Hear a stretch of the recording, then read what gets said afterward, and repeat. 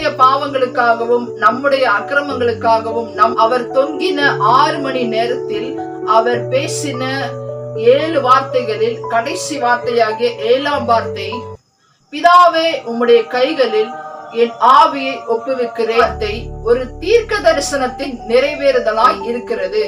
தலையை சாய்த்து ஜீவனை விட்டார்.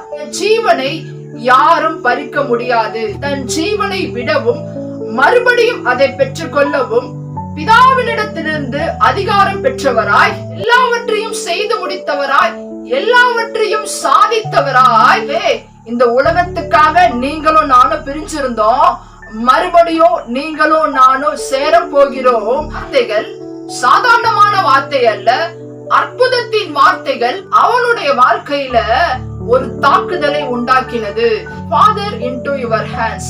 எப்படி மனிதத்துவத்தை முடிவடைய செய்து திரித்துவத்தில் 2வது நபராகிய யோது என்ற மேசியாவாகிய இயேசு கிறிஸ்துவோடு இணைகிற அந்த காரியம்தான் I commit my spirit, என்னுடைய ஆவியை ஒப்புவிக்கிறேன். பிதாவினிடத்தில் ஒப்பு கொடுப்பதன் மூலம் திருத்துவம் மறுபடியும் இணைந்தது. கடைசி வார்த்தையிலும் அந்த திருத்துவத்தின் தன்மைகளை துக்கம் நிறைந்தவராய் அல்ல, வெற்றி பெற்றவராய். இந்த வார்த்தைகள் எல்லாம் சத்தியம் பேசுகிற வார்த்தைகள், சரித்திரம் படைத்த வார்த்தைகள், சரித்திரத்தை உருவாக்கக்கூடிய வார்த்தைகள், சரித்திரத்தை மாற்றின வார்த்தைகள்ங்க.